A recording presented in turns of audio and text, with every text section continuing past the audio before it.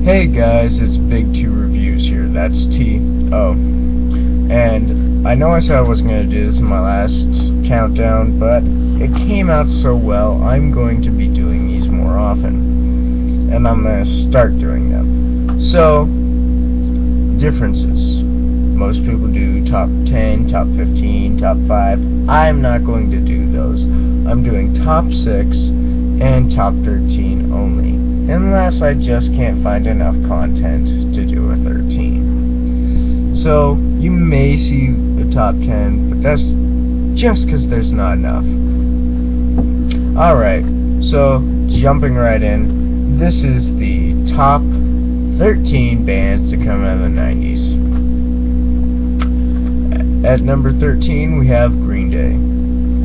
They're pseudo-punk, and if you're into that, that's alright. But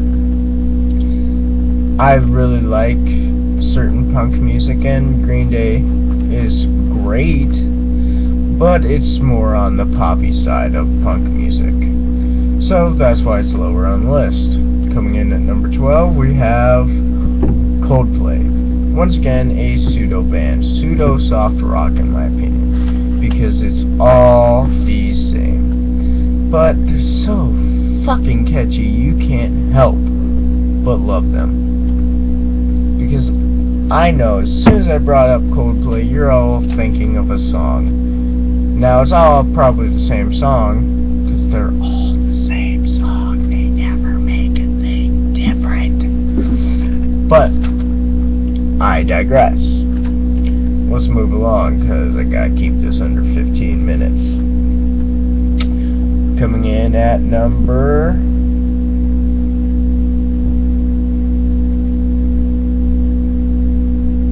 11, we have Linkin Park. And not much to say. If you heard their last album, you know why they're at number 11. I mean, they would be way higher on the list if they had just quit while they were ahead. Little lesson to all you other artists out there. Quit while you're ahead. Yeah, that last album was horrible. Otherwise, they'd be higher on the list. Not much else to say about that. If you listen to 90s music, you're going to be watching this video. If you don't, you need to be looking every single one of these people up. And coming in at number 10, we have My Chemical Romance. Once again, the only reason it's down this low is just because they broke up. It was short-lived. It needed to go way longer. I personally love this band. I know many people who love this band also and are rooting for a comeback. And so am I. If it had lasted a little bit longer, it'd be up higher. If you really want to know, the bands who are really up high are the ones who lasted really long or made an extreme impact. Moving on, we have Nirvana. Now, most people would put Nirvana on the top. Well, I don't think Nirvana is that great. I mean, yes, they were extremely influential in the indie rock scene. Brought indie rock mainstream. Well, that's all fine and good. Kurt Cobain still killed himself. And their music isn't that great. Okay, I can say Smells Like Teen Spirit is a song everybody knows, but who doesn't know Smells Like Teen Spirit?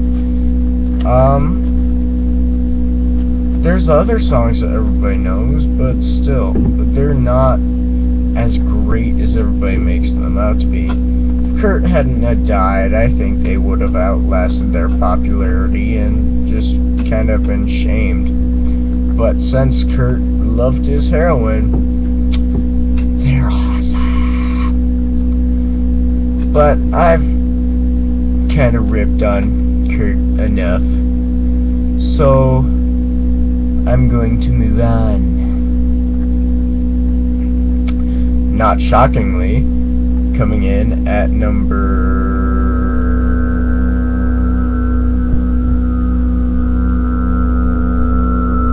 8 is Dun dun dun! The Foo Fighters! Yes, the Foo Fighters at number 8. Well, if you heard Nirvana at number 9, the Foo Fighters at number 8 is not that shocking. We have the bass player from Nirvana, and you're just kind of taking and moving up a step lyrically, and, well, song-wise, they get more complicated, more fast-paced, and it's a bit more fun. They lasted longer. That's why they're higher. That's the only reason. Well, that's not the only reason. There was multiple reasons. I digress. 7. The Smashing Pumpkins. All I'm gonna say about the Smashing Pumpkins is melancholy and infinite sadness. Look it up. That's all I'm gonna say. Melancholy and the infinite sadness. If you haven't heard it, look it up. If you have, you probably own it, because it was just that wonderful. And I gotta move on. So, coming in at number 6, we have a Brit band. Oh my god, it's a Brit band? That's shocking, right? Well, I got 2 Brit bands on here, so shut up. But this one is a little bit odd. It's the Gorillaz, which was an animated band. Seems weird, but it's not. It's a great idea when you think about it, because with an animated band, as long as you keep the same illustrator, you can switch out your artists, and no one will be the wiser. And that's what they did. It's just a rotating cast who sings and performs on these albums. They have another album coming out in 2016, hopefully, but you never know.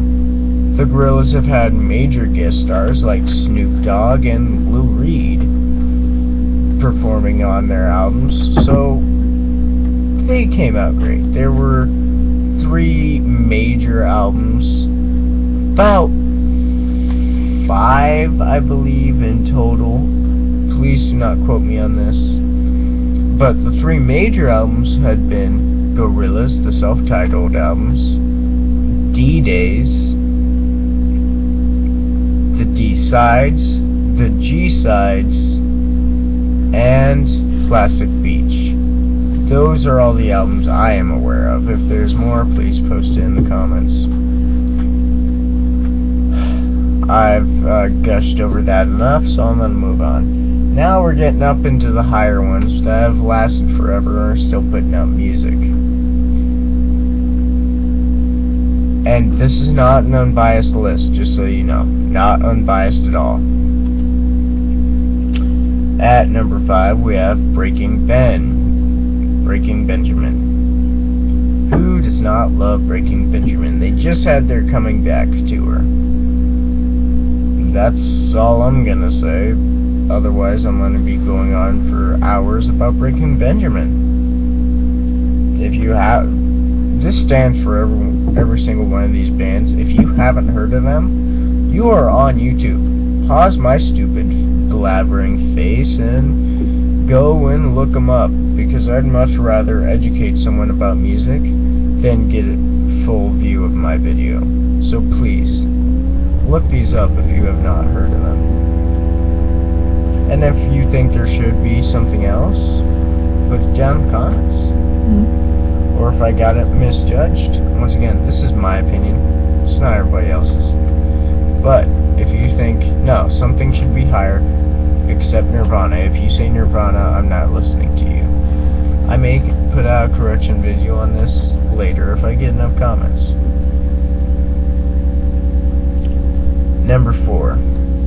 Well, with Breaking Ben being number 5, it's not too shocking that 3 Days Grace is at number 4. Me personally, I love this band. This is my number 1 favorite band. 3 Days Grace came out, and it's very controversial topics in the first album,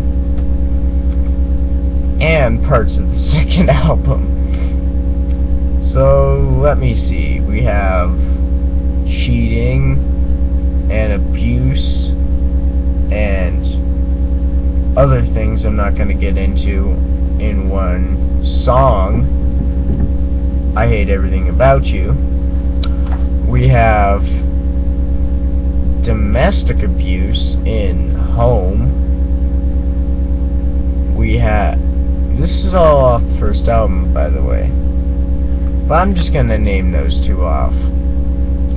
We have, in the second album, riots and slitting your wrists.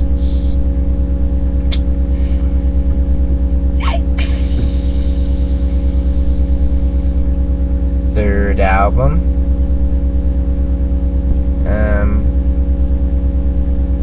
yeah, more of the suicidal painkiller ODs. Wait, no, that's the fourth album, my apologies. The third album, you have a song about being a chalk outline on the sidewalk that was left for the rain to wash away. Yeah, seeing some recurring themes here, aren't we? Nevertheless, an amazing band that I personally love. Alright, now we're getting up into the top 3, and these are the bands that I think need to be acknowledged. If you do not know these, well, for one, once again, go look them up.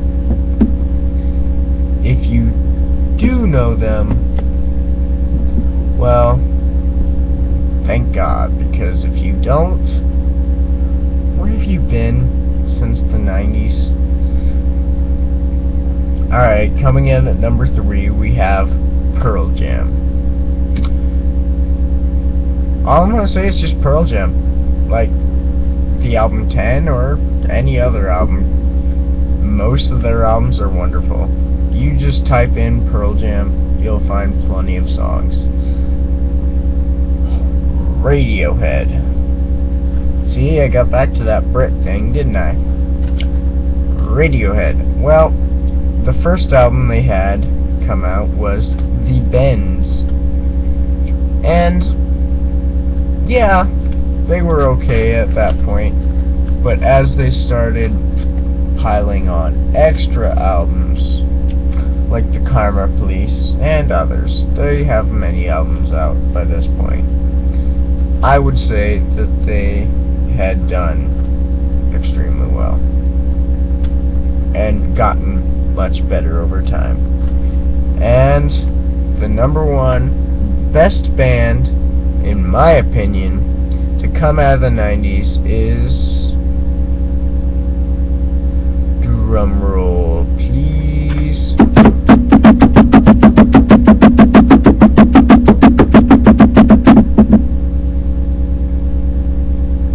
Dramatic Effect for pausing. Wait, I got that backwards. Pausing for Dramatic Effect. Blank Stare. The Red Hot Chili Peppers. Okay, the Red Hot Chili Peppers. Where do I begin? You have Flea, which is an awesome bassist. Flea, who got me into bass guitar.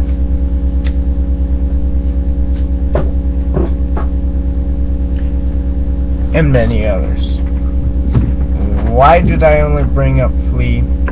Because in my opinion, the bassist is the backbone of the band, and the bassist is the only one who matters, aside from the lead singer.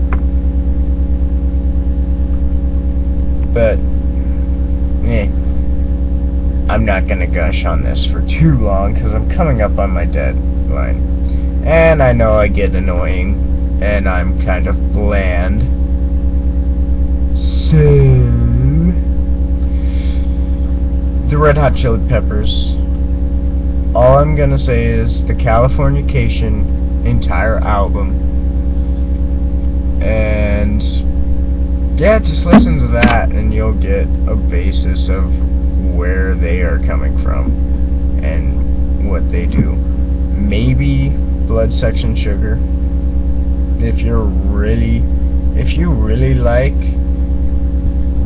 Blood Section Sugar or the Californication album, you're gonna love everything else. So, yeah, just a quick recap here. At number 13, we have Green Day. At